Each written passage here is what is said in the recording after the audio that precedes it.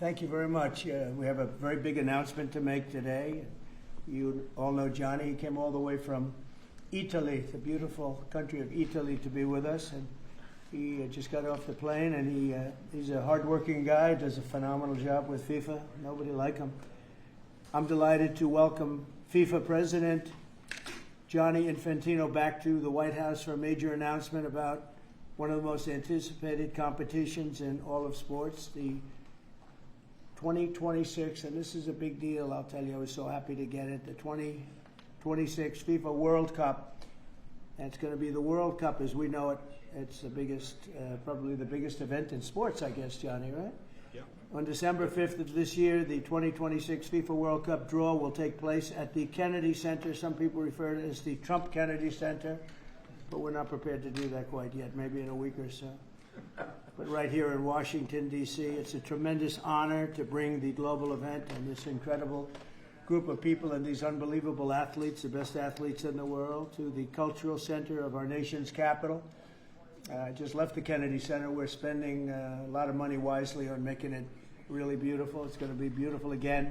It's like Washington, D.C. We had, by the way, in Washington, D.C., we have the lowest crime numbers they've had in years. Zero, it sounds like it's a horrible thing to say, but I might as well say it. Zero murders in the last week since we've done this. That's the first time in memory that that's happened, if you can believe it, how pathetic that is to have to even say it. And I'm tired of listening to these people say how safe it was before we got here. It was unsafe. It was horrible.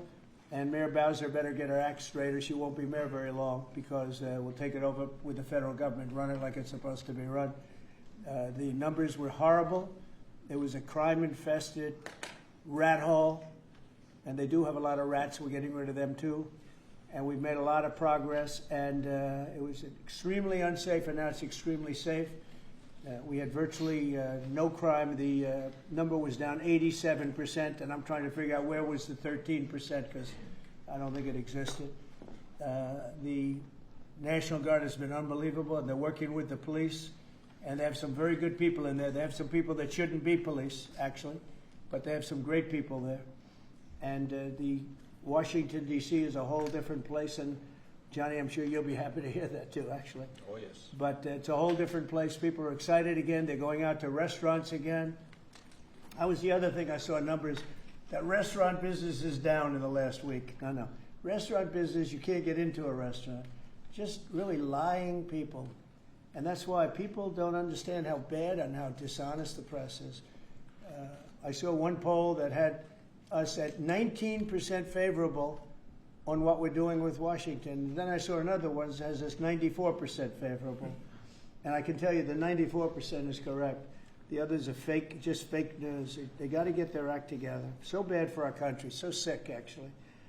So Washington, D.C. is really doing unbelievably well. And the Kennedy Center that we're fixing, I was just there all morning with contractors. We're making it unbelievable. It's going to be unbelievable. It's got great bones, but it needs a lot of work. The World Cup draw will set up the group stage of competition. 48 teams will play in 104 games across 16 North American cities, from Seattle to Vancouver to Atlanta to Miami. It's going to be so exciting for our country. The 2026 FIFA World Cup will be one of the largest and most complex events. This will be one of the greatest events, one of the largest. In a way, it's like Gianni said it better. It's like having many Super Bowls in a short period of time. Because each one of these games essentially is a Super Bowl. Some of them are bigger than Super Bowls, actually. But they're essentially, each one of these games is like a Super Bowl. The 2026 FIFA World Cup will be the largest, most complex set of events in sports history. And the Kennedy Center will give it a phenomenal kickoff, and we'll be involved, and they'll be working over there for quite a bit of time. We have it all set that they can stay there for the big events, the big press conferences and everything else. And they'll be in a very safe capital. That will be nice. You don't have to worry about walking down the street, Gianni, okay? Thank you. But you could handle yourself. I could. Okay. Already FIFA is projecting 6 million loyal fans will attend the World Cup events next year, and 6 billion more are going to be watching back home, and they think the $6 billion number is going to be actually a low number. And this will drive more than $30 billion into the U.S. economy and create 185,000 American jobs in a short period of time, too. No sporting event attracts more attention, more fans, more viewers, or more revenue than the FIFA World Cup. And again, I'll just say it's the World Cup, and it's the biggest thing there is in sports, and we have it. And I got it in my first administration, and I was really somewhat devastated, as devastated as I can be. I don't have time to get too devastated. I was very happy that today, as you saw, the group that does this, a government group, radical left group, announced that Trump was right, took in $4 trillion worth of tariffs, that the $4 trillion are going to reduce the deficit by numbers far greater than they ever expected or heard of. And by the way, the stock market went up 1,000 points. That was as of 10 minutes ago. I can't tell you what happened. A lot of things happened. But the stock market's up almost 1,000 points. And it's basically on the news that the release that just came out from government that the tariffs that everybody was talking about, that the whole world respects us for because of what we did. The tariffs are going to be at $4 trillion. They're going to reduce the deficit by $4 trillion, Mr. Vice President. What Pretty good, sir. Too bad it's not 5, right? That's right. It's had a huge impact, and the stock market is way up. But this will drive more than $30 billion in U.S. economy and create 185,000 American jobs. No sporting event attracts more attention or more fans or anything else. And I just look forward to the draw. So we're going to have the draw, essentially, Johnny, at the Kennedy Center. Yep. And by that time, it'll be in even better shape. We're working on it. It's about a year project to make it. It'll be great. It'll be fantastic. You see the way this is looking? Look, nice. I can't tell you how much that gold costs. A lot of money. There's nothing like gold, and there's nothing like solid gold. But this beautiful office needed it. It had to be representative. When we took it over, it was dirty, not clean. I immediately changed the chair and had this beautiful desk renovated and brought out by the White House. People that do this, they did a great job. We sent it out. We have a craftsman who's great. But this was not appropriate for the Oval Office when I took over. And now you look at all those paintings you're allowed to turn back. All of these are great presidents, and they were all in the vaults. They were in vaults for some cases much more than 100 years, and now they're proudly hanging on the Oval Office walls. And I can't imagine anybody changing it. But they were buried in vaults for over 100 years, many of them. So it's very exciting. People come in, they really love it. They love what we're doing here. They love what we're doing in D.C., and they love what we're doing, most importantly, in the country and the world. I'd like to ask Johnny to say a few words. He's the head of the whole thing. He's been there for a long time, probably the most respected man in sports. He's amazing, actually. Works very hard, and he's got the biggest event in the world coming right here to the United States. And a little, we did a little for Canada. We did a little for Mexico. We thought, see, I'm a good citizen. I said, let them have a little piece. So we gave a little to Canada. See how nice I am? And we gave a little bit to Mexico.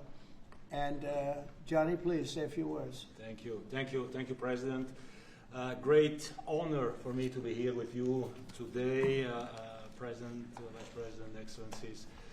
Fantastic to announce what you said, which is the final draw of the FIFA World Cup on the 5th of December here in the capital, in the Kennedy Center in Washington, D.C. at 12 noon sharp. It will be broadcast live all over the world. 1 billion viewers will watch it, and it will determine, of course, the match schedule, which 48 participating teams will play. You said it, 104 matches in 1 month, 104 Super Bowls. This is not just the biggest, the greatest event, not just a sports event, it's a social event as well, with a lot of emotion. We are uniting the world, Mr. President, uniting the world here in America, and we are very proud of that.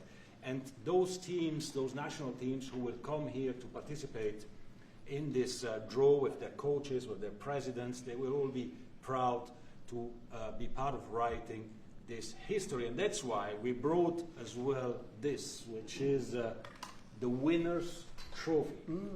It is the trophy that the winner of the FIFA World Cup wins.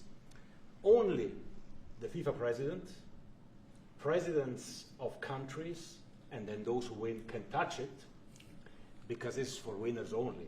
And since you are a winner, of course, you can as well touch it. It's pretty heavy. Yeah. It's the winner trophy. The last one who lifted that is Lionel Messi of Argentina.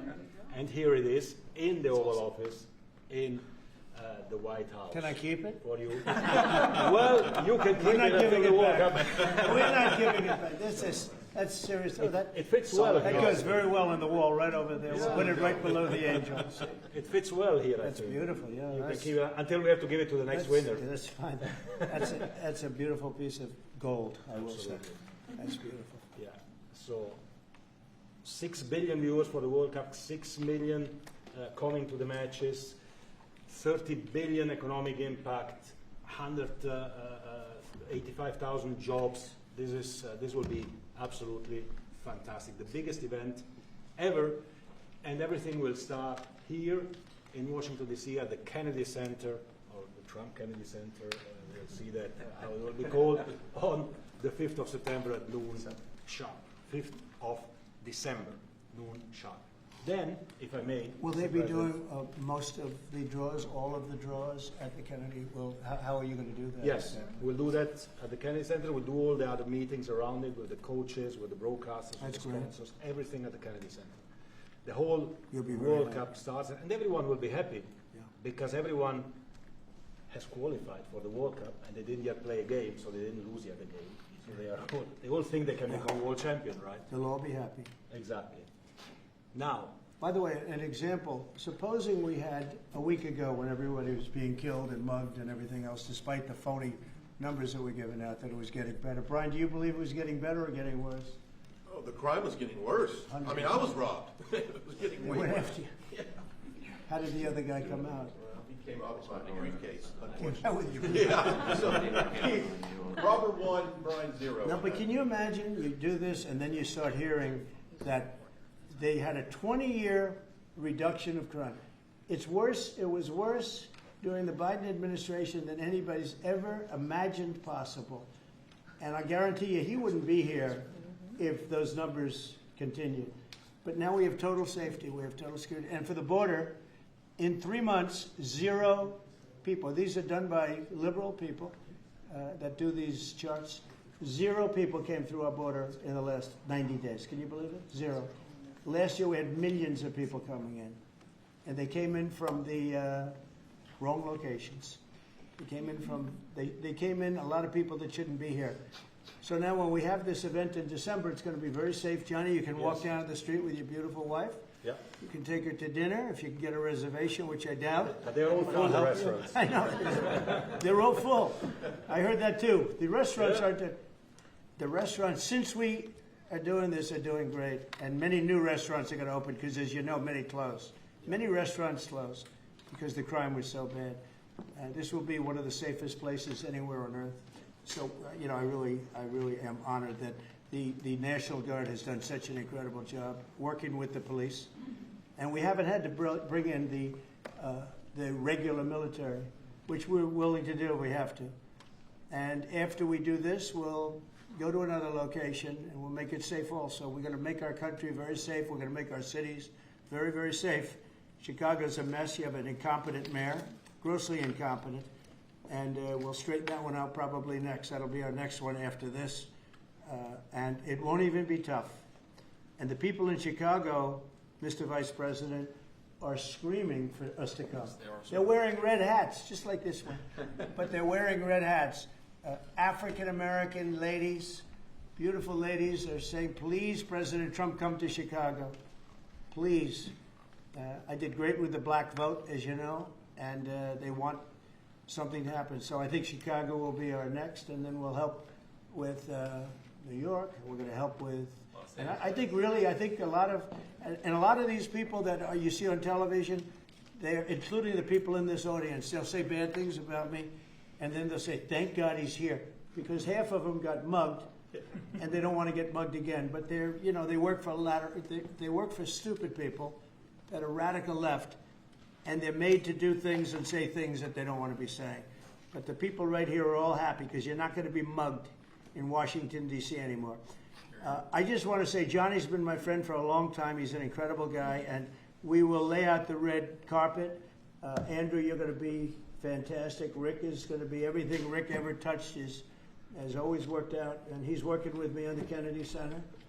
And his very good friend was an actor on Broadway for 5 years, right? And I assume he's helping us a little bit, right? Yes. And Andrew, you're all excited about it? Absolutely. Would you like to say something? This is a great opportunity, Mr. President, to show off the first 250 years of the United States of America, the greatness and then the hope and promise of the next 250 years. When you think this World Cup is going to be over our 250th birthday, Mr. President, your leadership, obviously, with FIFA leading the way, this is the largest sporting event in the history of the world under the Trump administration. So very excited. I just want to say one thing. Andrew Giuliani, so his father is Rudy, the greatest mayor in the history of New York, I think by far.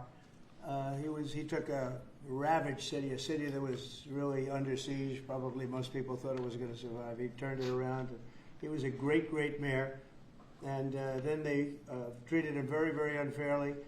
You go back and tell your father all of the things that have come out over the last couple of months through Tulsi and through all of the people, Cash, everybody. They've proven your father 100% correct. His father was treated so unfairly. Your father has been 100% correct. And tell him we all love him, okay? Thank you, Mr. He's President. been amazing. What he had to go through was very, very unfair. Nasty. These are bad people. Mr. Vice President, would you like to say something? Well, sure, Mr. President. Thank you, and thanks to Johnny for being here. We're very thrilled about the World Cup. Just to echo something the President said about crime in Washington, D.C., this is the national capital of the greatest nation in the world, and we had murder rates just a few weeks ago that rivaled some of the worst third world cities anywhere, even in very, very poor regions of the world. Why did we accept that? Why did we allow it to happen? We allowed it to happen because we had broken leadership in Washington, D.C., and unfortunately sitting behind the resolute desk. What we have shown in just under 2 weeks of taking law enforcement seriously is that the American people can have their streets back if their leadership is willing to put in the time and the resources. Mr. President, you've shown in Washington, D.C. that we can have safe streets again. We've just got to have the political willpower to focus on the bad guys and to give the American people back their communities. We are focused on doing that thanks to the President's leadership. Thank you. And that's a really very small percentage. It's 2%, 3%, but that 2% and 3% wreaks just havoc throughout a community. People are petrified, and I know there's a couple of the women in the back are shaking their head, yes, yes, yes. I won't report who you are because you'll end up losing your jobs, but it's true. It's amazing, and the police, and you look at the D.C. National Guard. I saw pictures of them last night getting off vans and all, and I saw some bad ones running, but they're not running so much anymore. They're not there. They're just not even. They're not even trying. You're totally safe. Now there'll be something happening sometime. I don't know. Maybe it won't be for a long time. But this was every night would get reports of people being mugged and killed. There's one woman on television last night. She had a badly busted up nose, and she said, "Well, I like our streets the way they used to be." And she thinks it's going to happen like by doing nothing. And they say, "What happened to your nose?" She got slugged by a guy walking down the street. Slugged. Her nose will never be the same, I guarantee you, unless it takes a pretty good turn. She wasn't really for us. But she sort of said, well, maybe something has to happen. Before this happened to me, she got whacked. And I don't think she'll ever be the same. She almost became, she was a half a Trump fan, a woman that would have never been a Trump fan, but she was hit hard. It's not going to happen anymore. Not going to happen anymore. But then we're going to beautify the city, too. That's where I was today at Kennedy Center. And we're going to beautify the city like it has it. And we're working with Clark Construction, the biggest construction company in Chicago, and in Chicago and Washington. And the head of Clark is great. He's all over the world, actually. But Washington, I would say, is their home. That's where they do the best work, the biggest work. And they've been doing a fantastic job. So you're going to have a fantastic, clean, beautiful place. It's going to be better than it ever was before, literally better than it ever was before. We'll get it done very quickly. And I want to thank Clark because they're doing a lot of work in a lot of different locations, but they've been fantastic for getting us the right contractors and the people that can really do the job right. And Johnny, did you want to say something? Yes, one more thing, because as you rightly say, with security and beautifying cities and the whole country, we want people to come and enjoy and have fun, and that's why this is not just the most iconic trophy in the world of sport. But we start on the 10th of September the sale of tickets for the FIFA World Cup. And we have the first ticket here for the final. Good. Wow. For you. Oh, good. Wow. It's, of course, row 1, seed 1. It's ticket number 4547. And it's for the final in New York, New Jersey. And so you have your ticket already for the final. All the others, 10th of September, start getting your tickets. That's beautiful. Yeah. 6.5, 7 million tickets. Fans will enjoy. Will You enjoy do the records. security here. Will be fantastic. You're going to do record business, I think. 100%. Christy, would you like to say something? Yeah, Mr. President, millions of people will come to this country, and we'll make sure they get their travel documents, their visas, that they want to come here and spend their money and enjoy this sporting event. It'll be the largest event in the world. And sir, you're reminding me of something that my dad used to say all the time when I was growing up. He would say, Christy, you kids need to look like you respect yourself before anybody's going to respect you. And in this country, when people look at our streets, when they look at our capital, you're bringing respect back to this city. And people will respect our country more because it's safe, it's clean, it's beautiful. And what you're doing is transforming this nation by making sure that our laws are upheld. And millions of people are going to come and be able to enjoy it next year, and I'm excited about that. Thank you for doing that. Well, our country is respected again. And a year ago, we had a dead country. I'm telling you, it was a dead country. It was a country that had lost its way. It was a country that was going to fail. Look even today where they say $4 trillion in reductions of deficits. And this was totally unexpected. They didn't expect it. I mean, I don't know where they've been, the people that do this stuff, but it's terrible. I want to thank Christy for another reason. I said to her 2 weeks ago, I said, Christy, do me a favor. I built hundreds of miles of wall. I built the same wall that the Border Patrol asked me to build. It wasn't my first choice. I wanted to do concrete plank and everything nice. You wouldn't have been able to see through it. So I had Border Patrol in, and they tested everything else. And we gave them steel wall, high-grade steel, very hard to cut.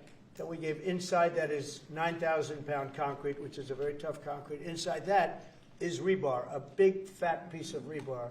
So you have all different materials that are very hard to cut, and you need different instruments to cut each one. And I said, Kristen, we got to get a coat of paint on it. And I didn't know she was listening. But I said, we got to get a coat of paint, and it should be black, because black makes the steel very hot. It's untouchable. You could fry an egg on it. And if you got a good black, flat paint, it would look beautiful. It will preserve it from rust. And that was it. And I gave it to her along with 30 other things, and she's done such a good job on the border with Tom Homan and the group. Tom Homan's a fantastic guy, what the job he does, and the way they work together. So I turned on last night and I see Christie's painting the wall. And it looked beautiful, by the way, when that paint went over there. And it's hot. It's hot. Yes, it is. It's hot. If it's white, it's not hot. If it's black, it's going to be very hard to climb that sucker. It's not going to be easy. But it's black and a high-quality black. You know, it really looked good. Yeah, we got Is the that going paint to be you a told us two-coat to. job or a one No, coat? just one coat. One coat. We Good. used the paint you told me to buy. Yep. The Yep. two-coat will take place in 3 years from now. Right? We'll do the second coat. But it looks beautiful. But thank you very much. I didn't know you were listening to that, Absolutely. because we I'm talked always- about 7 different subjects, and all of a sudden I see her out there painting with a lot of painters and everything else. But it was a beautiful thing to say. Would you like to say something? You've been such a big part of this. Please. Well, just, Mr. President, we're delighted to be here today for this announcement, but we're also looking forward to having you at the final Oh, yes. on July Oh, yes. 19th No, we'll be in New there. York, New Jersey. We're going to be there. A lot of people are going to be there. A lot of people. I'd like to thank you all. Do you have any questions on FIFA, first of all? It's going to be a big event at the KA Center. Do you intend to take part in it? Will you have a part to play on December 5th? I may play. Hosting, I mean, I see the money that these soccer players, you know, we call it soccer, but I see the money that these soccer players are making. I may try and play. I'm a very good athlete. My son is a very good athlete, and he's a good soccer player. He's on the tall side for soccer. Yeah. He's 6'9". That's pretty tall. But That's pretty it's cool. on the tall side. That's good. It's on the tall side, but he's good. But no, I may put on shorts. I look extremely good in shorts and join the play. You know, no, it's going to be a lot of fun. It's going to be good. Many foreigners who want to come to attend the event are concerned about the visa situation. Can you reassure them? Yeah, and they're going to have a very easy time getting in. Certain countries are going to be very, very easy, and other countries are going to be obviously a little bit more difficult. Would you like to explain that, Kristen? Yeah, absolutely. We have a process set up that we'll be implementing on getting visas approved. Everybody will be thoroughly vetted, but they'll be welcome to this country. It'll happen quickly, and we're excited for them to come. So I would hope that around the world people know that the United States is excited to bring their family here to enjoy this event. America welcomes the world. Yes. And I can really, from the collaboration that we have, testify for that, absolutely. And I was just sent a picture from somebody that wants to be there very badly. He's been very respectful of me and of our country, but not so respectful of others. But he'll, I'm going to sign this for him, but I was sent one, and I thought you'd all like to see it. That's a man named Vladimir Putin, who I believe will be coming, depending on what happens.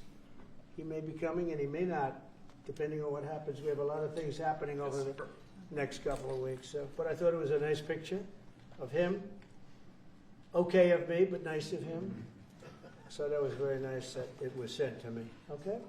Mr. President, on yes. that subject, have you talked to Vladimir Putin about the fact that yesterday a big U.S. factory was hit in a Russian airstrike in Ukraine? What's your reaction to I that? told him I'm not happy about it. And I'm not happy about anything having to do with that war.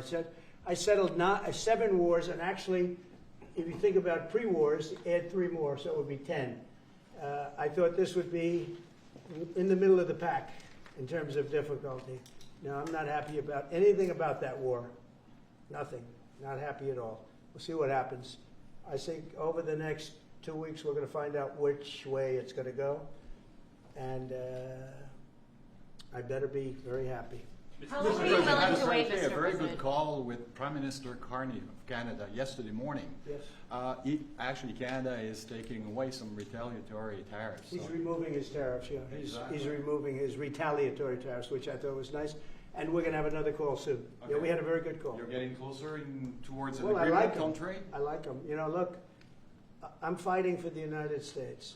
Canada and Mexico have taken a lot of our business over the years, over 25, 30 years, especially during the Biden years. They took a lot of our business, and it's basically all coming back into the United States now. We're hot as a pistol, and it's coming back in. Because of tariffs and the incentives we give, it's coming back. And it's impossible, I think, for another country to stop it. And we are working on something. We want to be very good to Canada. I like Carney a lot. I think he's a good person. And we had a very good talk yesterday. So I think it'll be good. Mr. President, I have a question about the search of Ambassador Bolton's home. The Vice President recently just did an interview saying that it's about classified documents, but that there's also broad concern about him. What are the concerns Well, that I you haven't have? spoken to Pam and the group yet, but I will be. I saw that just like everybody else. I try and stay out of that stuff. I'm allowed to be, and I'm chief law enforcement officer, believe it or not. You know, I don't like to go around saying that, but I am. That's the position. But I purposely don't want to really get involved in it. I'm not a fan of John Bolton. I thought he was a sleazebag, actually. And he suffers major Trump derangement syndrome, but so do a lot of people, and they're not being affected by anything we do. I don't know anything about it. I just saw that. I'll find out about it. But if you believe the news, which I do, I guess his house was raided today. But my house was raided also, called Mar-a-Lago. They went through everything they could, including my young son's room and my wife's area. They went through her drawers, as the expression goes. They went through everything you can imagine. And when she came back, she looked, she said, she's very neat, you know, she's meticulous. And she looked and she said, whoa, this wasn't the way that she had it. So, you know, so I know the feeling. It's not a good feeling. Thank you. Mr. President, on Ukraine, how long will you give Putin A couple and of weeks, Zelensky? we're going to figure it out. We'll find it. Do you think you'll have to intervene at some point? Look, it takes 2 to tango. You understand that. I wanted to have a meeting with those 2. I could have been at the meeting, but a lot of people think that nothing's going to come out of that meeting. You have to be there. Maybe that's true. Maybe it's not. But we're going to see. In the meantime, people continue to die. But I've solved 7 of them where they were in wars for 31, 35, and 37 years. We had 3 of them that were for more than 30 years, Johnny, and I got them solved. And we solved one that could have been a nuclear war with India and Pakistan. That was getting ready to be a nuclear war. I solved them all. And this one, I thought we would have had it done by now, but it's more different. There's a lot of anger, a lot of hatred. There's a tremendous amount of hatred there. So, but we'll see what happens. I think in 2 weeks we'll know which way I'm going. Because I'm going to go one way or the other. And they'll learn which way I'm going. Mr. President, if I got 2 questions for you, one on FIFA, the other one on DC. Can you talk about the economic impact that FIFA will have in these cities, and what's your message to the mayors to get their cities prepared, not only the beautification process, but also the safety aspect? Well, Los Angeles is an example. You know, it's poorly run. We have a mayor there that can't even get permits to the people that lost their houses. Lee Zeldin got every permit. The hardest permit is the federal permit. Within 20 days, every single permit was there for the people to build their houses. But people are writing us and they're saying they won't give us. The mayor is incompetent. The governor is incompetent. You know, Gavin. I know Gavin very well. He's an incompetent guy with a good line of bullshit, and he doesn't get the job done. And frankly, those people want to build their houses. It's terrible. They could have been built. Some of them could have been built already. But think of it, the federal government that has the most complex part, and it's the most complex environmental thing to do. We got it, everybody had it within 30 days. And they're not even close to getting their permits. And now they're talking about taking some of those sites and building low-income housing on them. These are high-end neighborhoods. And I'm all for low-income housing. I built a lot of low-income housing. I know all about 236. I know every program that there is in the government. I used every one of them. I know more about low-income housing than probably almost anybody. And it's great. It's fine. It's wonderful. But you don't build it in Pacific Palisades. You don't build it there. And you don't build it in the other areas that burned down. So they're talking about putting up low-income housing. And you talk about riots. They're going to have riots if that happens because you're taking the people's property away. They want to build their houses, and they're unable to get permits from the mayor and from the governor. And that's a terrible thing. But, and let me tell you, if I didn't send in the troops in Los Angeles, Johnny wouldn't be in Los Angeles. You wouldn't be having your World Cup there. I sent in the troops, and we kept it. And even the police commissioner, the sheriff, and the police commissioner, they all said the same thing. They said, we could have never handled what was happening. You saw that. You were there.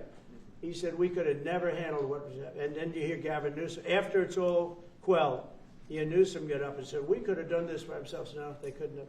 And if they could have, I wouldn't have taken the chance either.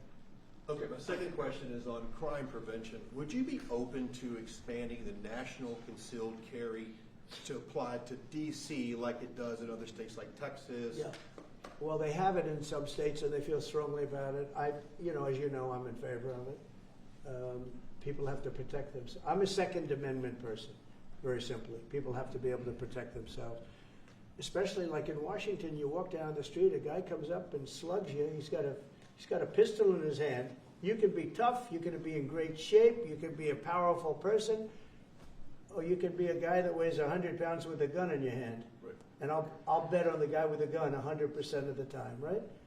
And so you need protection. So I'm a Second Amendment person all the way. Yeah, please. President Trump, you said this morning that you're working with Congress to get $2 billion to help clean up DC. Have you had any conversations with Mike Johnson and John Thune about where they're going to get that money from? Which money? You said this morning that you're going to get $2 billion from Congress to help clean up Yeah, DC. I've spoken to Mike Johnson. I've spoken to John Thune, the Senate, the House. And I think it's going to be very easy to get.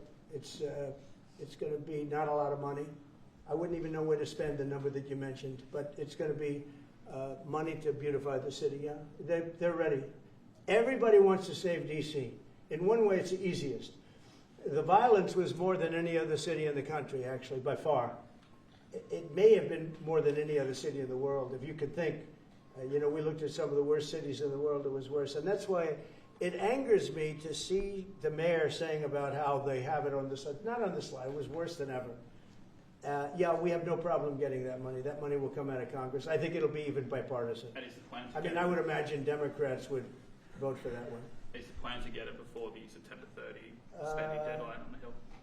Well, I don't know if there is a deadline, because if I declare a national emergency, which this was, that ends the deadline.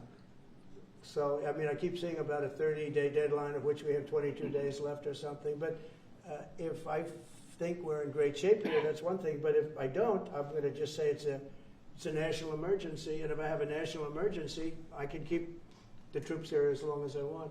If people are not going to want to have the troops, and 30 days, you know, it's one thing to get them out. It's another thing to keep them out for a long period of time. You've got to train people. You can't do this. You can't bop people over the head. And a lot of those people are in courts right now, going to court. They're going to go to jail for a long time. So that's going to take more than 30 days.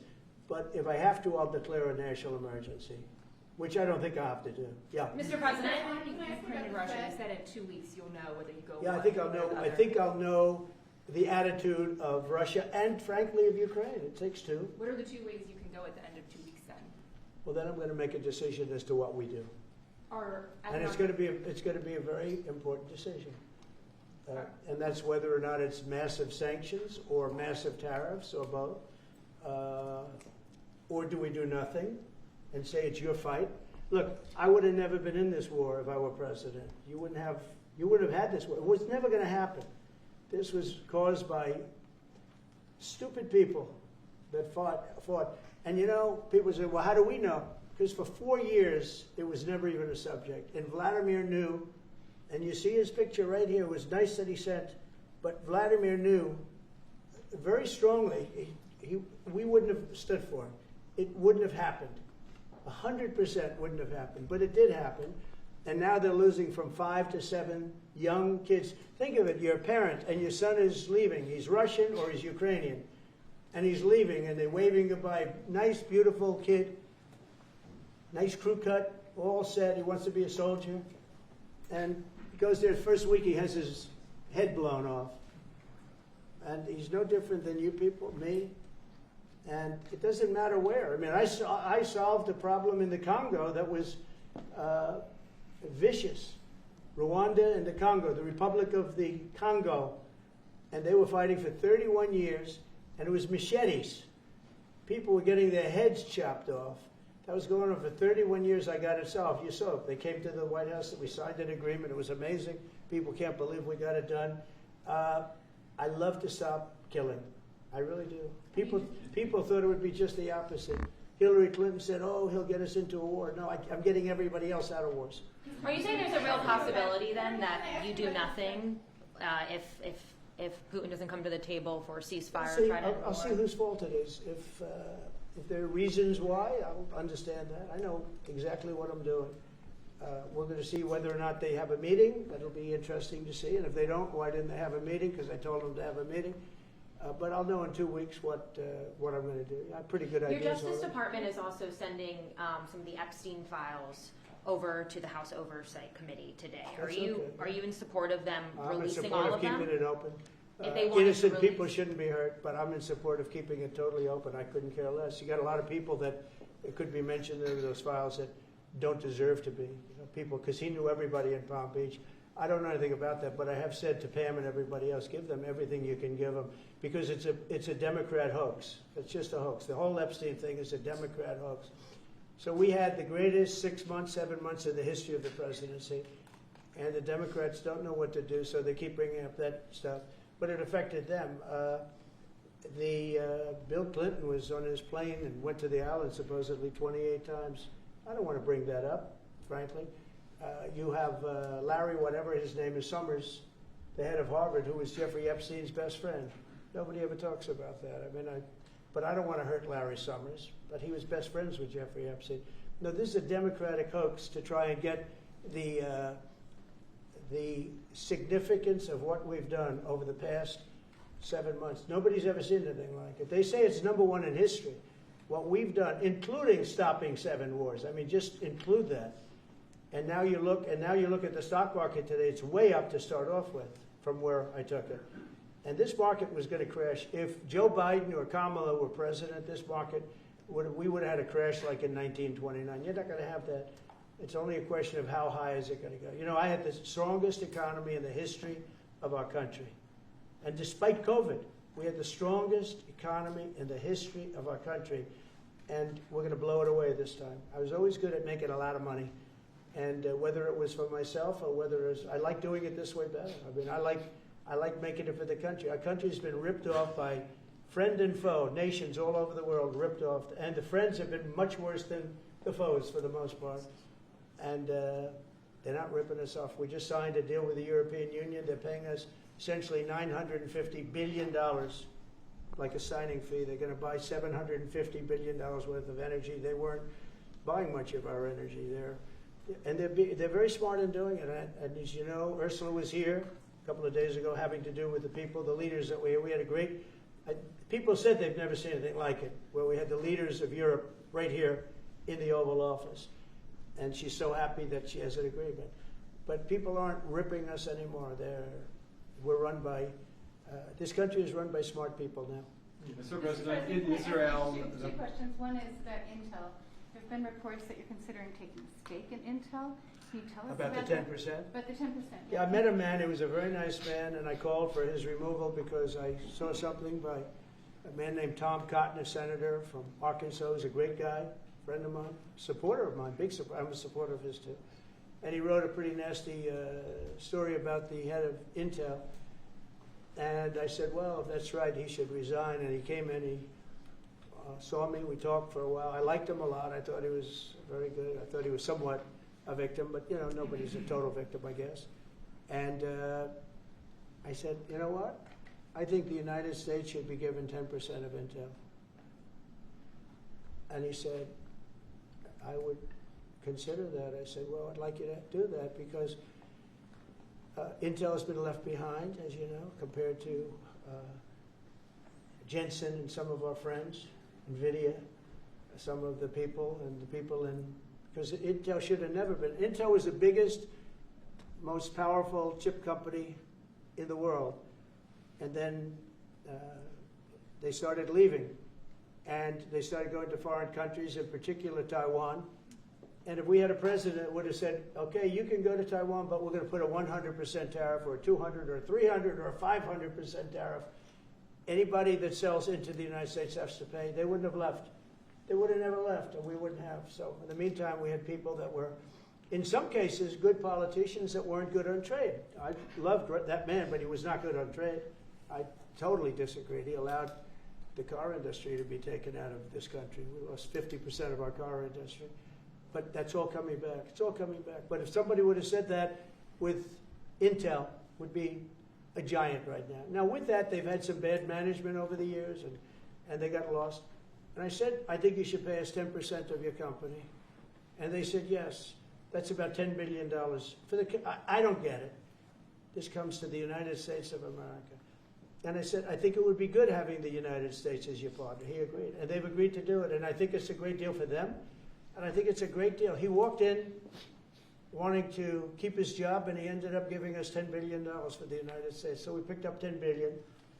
And we do a lot of deals like that. I'll do more of them. If somebody has, like we have restrictive covenants with Jensen.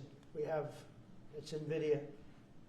And to unrestrict the covenant, nothing to do with losing our powers or military or anything, because that I wouldn't do. But there are things you can do that don't affect us, that actually help us.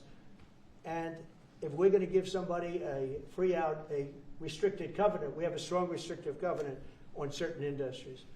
And I will absolutely give somebody a opening on a restrict to do a lot of business, which is good for us, as long as it doesn't hurt us in a security or military way.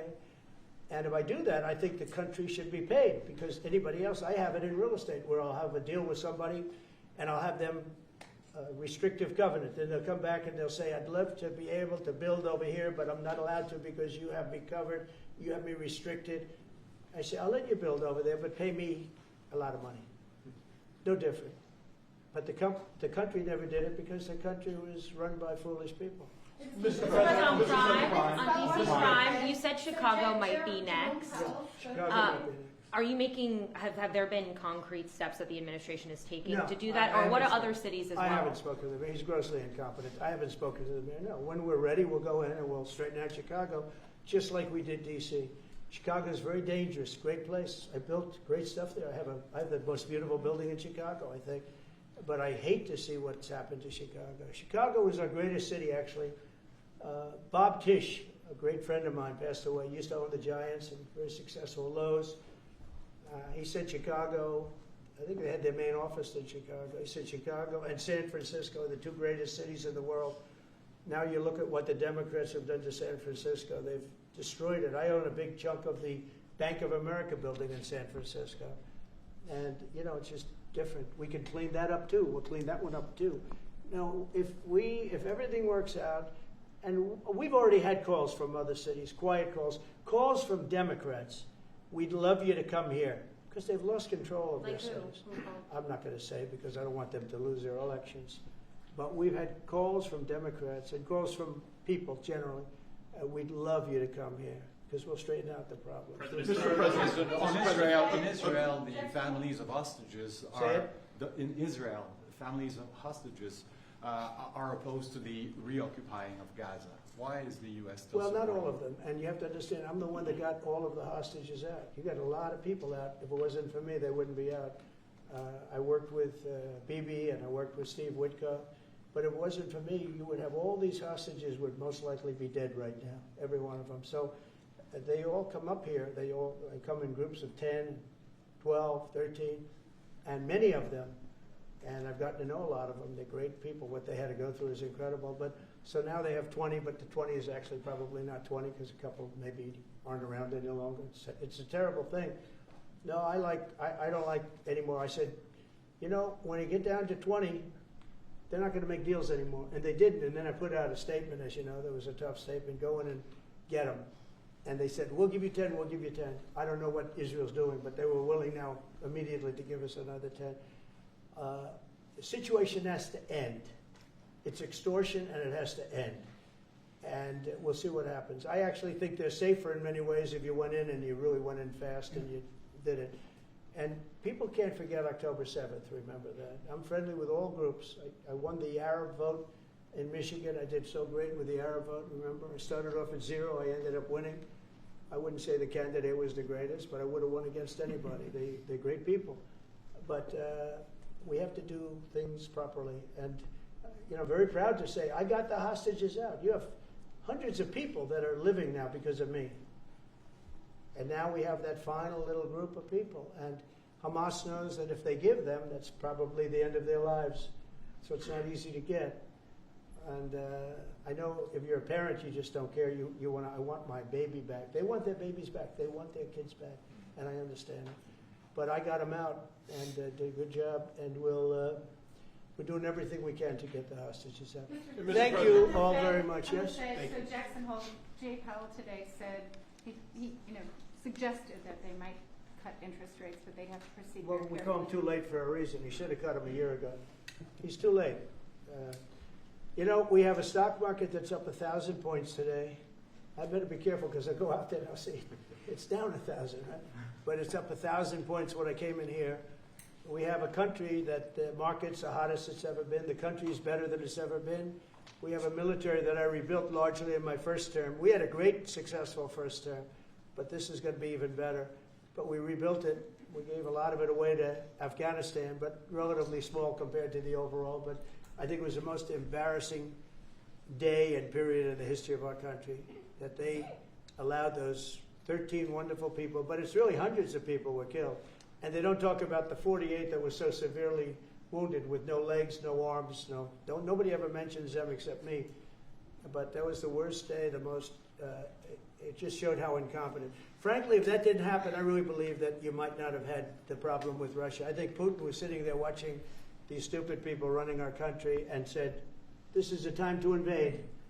It's, this is a time. And then Biden made the statement, well, he can do a small incursion. When he said that, it was off to the races, right? When he said he can do a small incursion. Remember that? I was surprised he knew the word incursion. I didn't think he had that good of a vocabulary. I want to thank everybody. It's very important to me and to everybody up here, the World Cup. And Johnny has been so incredible. I mean, he's really a great leader. I mean, to think, I said, Johnny, do it by phone. You don't have to come. No, he said, I'll come. And he flew all night long to be here and listen to this about how great we're doing in D.C. But he's a fantastic leader. And this will be your most successful World Cup ever. Thank you, sir. Thank you so Team much. America will win. Yeah, can we win it, Mr. President? I don't know. That's You got an I automatic watch bid. some of those teams go around. They go down that field. I don't know. But let me ask you: what chance does America have of winning? Well, the home team always has a good chance to win. It depends see, how he's it a good starts. No, but it has some good Well, we have a players. shot. We have a- yeah, we have of a- course. Of course, you have a chance. You have a Will chance. Bear be going to any of the games, Mr. President? I'd love to have him. He'd love to. He's very tall. Maybe we can make him a goalie. Right? The goalies are very tall now, right? I Yeah, know goalies that. are very tall. The goalies, well, he'd be a perfect goalie. 100%. At his height, he'll be a great Yeah, goalie. exactly. So we'll put him on the American team. Yeah. No, but The do goal. the Americans have a chance of like getting into the quarterfinals? Yes, right? definitely. No, Yeah. the quarterfinal definitely. But then, as the tournament goes on with the public, 250 years of United States. Let's not forget, they will all feel Yeah. energized about that. You know, it's amazing. The talent is really great when you watch these things. I went to the game 2 weeks ago, and it was a big upset. But you look at these people; the way they pass it. It's amazing, really amazing. It's a great art, right? It's a great talent. It is incredible. You know the expression. It's a what? When you draw the names, the message, I don't know. That's up That's an He's the boss. That's an interesting proposal. He's the boss. Well, We'll discuss that. it's going to be great, and I think the American team is going to do well. I mean, I hear it's a very good team. Good luck, everybody. Thank you very much. Thank you, Mr. Thank you so much. Guys,